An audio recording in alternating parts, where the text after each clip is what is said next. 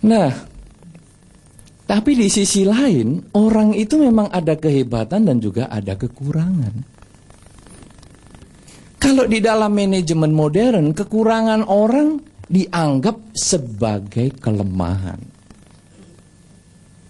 Wah, dia itu kekurangannya kalau jalan naik mobil liwatnya jalan yang sama. Banyak orang, saudara, mungkin Anda pun termasuk 97%, melakukan kegiatan selalu sama setiap hari. Kalau Anda dikasih mobil misalnya, naik mobil, jalannya ya itu aja. Dari rumah mau ke kantor atau ke mau tempat temennya ya itu aja. Jarang Anda punya kreativitas, aku mau cari jalan baru, jarang. Sangat mudah diketahui. Anda duduk di rumah, kursi makan, itu aja duduknya selalu sama kok. Renungkan coba. Sampai anak-anak Anda mengatakan, ini kursinya papa, jangan diduduki. Betul kan? Anda tidak berani mencoba bahwa di tempat lain lebih dekat dengan nasi. Jangan. Anda tidak pernah coba itu. Nonton televisi juga tempatnya sama. Gampang diketahui, digambar kebiasaan Anda itu. Makanya itu lalu ada orang menganggap itu kelemahan manusia. Kenapa manusia bisa dijahatin? Karena selalu dia posisinya sama. Sehingga, oh ini tempat duduknya selalu sini. Oke, dikasih mantra-mantra biar jatuh cinta. Yang duduk di situ sopirnya. Wah, salah resep ini. Tapi bisa kejadian seperti itu. Nah, orang lalu menganggap bahwa kekurangan orang ini adalah kesempatan bagi kita untuk menghancurkan dia. Padahal di dalam Dhamma tidak seperti itu. Kalau ada orang kita lihat kekurangannya, seperti tadi kita berkunjung ke kuburan, kemudian kita melihat kekurangan keluarga kita, melihat kekurangan leluhur kita, itu harusnya kita jadikan pembangkit semangat. Oh, kakekku ini dulu terlalu boros, berani dagang dengan spekulasi yang besar-besaran, hidup kaya raya, mati miskin, menderita. Baik, kalau begitu aku harus lebih hati-hati. Karena kalau dia bisa seperti itu, aku harus perbaiki. Jangan sampai saya seperti itu. Kekurangan orang pun bukan kesempatan untuk menjatuhkan, tetapi kekurangan orang adalah kesempatan untuk kita belajar.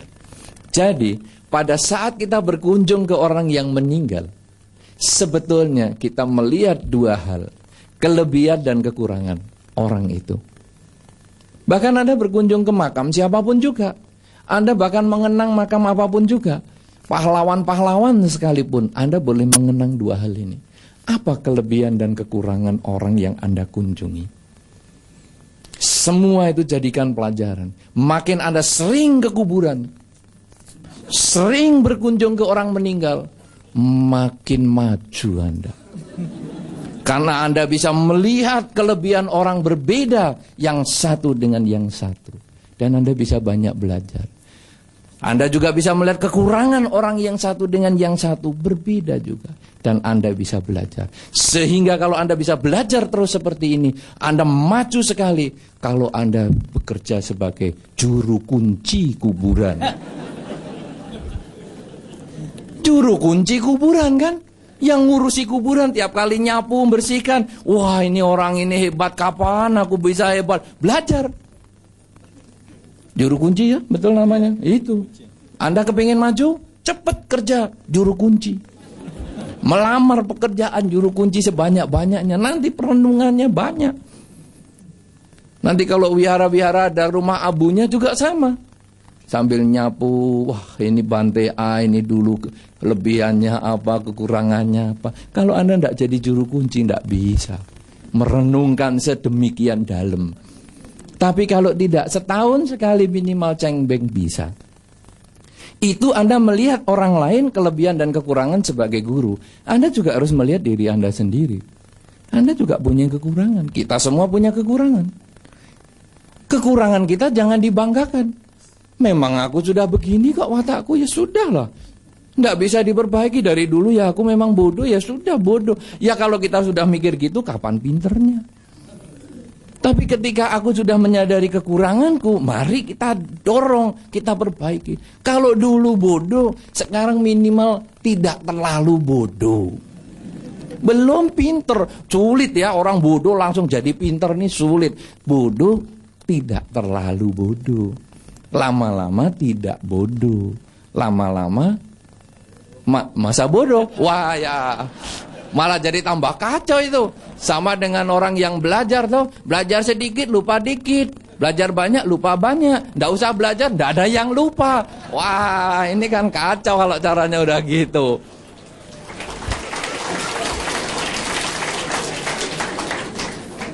Jadi kita punya kekurangan, pasti punya kekurangan. Kekurangan kita, kelemahan yang harus kita perbaiki. Setiap saat kita harus tingkatkan untuk memperbaiki diri kita. Jangan sampai kita bangga dengan kelemahan kita. Aku memang dari dulu ya begini, aku ya sudah malas. Kalau malas ya sebegini ini. Kalau kita sudah tahu diri kita malas, ayo kita tingkatkan. Tingkatkan untuk diperbaiki maksud saya. Bukan tingkatkan kemalasannya, bukan, tapi diperbaiki. Sehingga sudut malasnya menjadi berkurang. Sebaliknya kita punya kelebihan. Mungkin kita rajin mengingat, atau rajin belajar, atau kita bisa berkomunikasi dengan baik.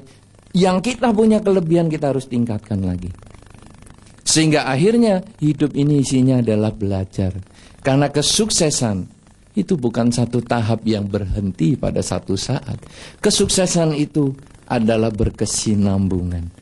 Kalau Anda bisa hari ini sukses, besok sukses, lusa sukses, kapan-kapan sukses, di sini sukses, di sana sukses, di mana-mana sukses, senangnya luar biasa.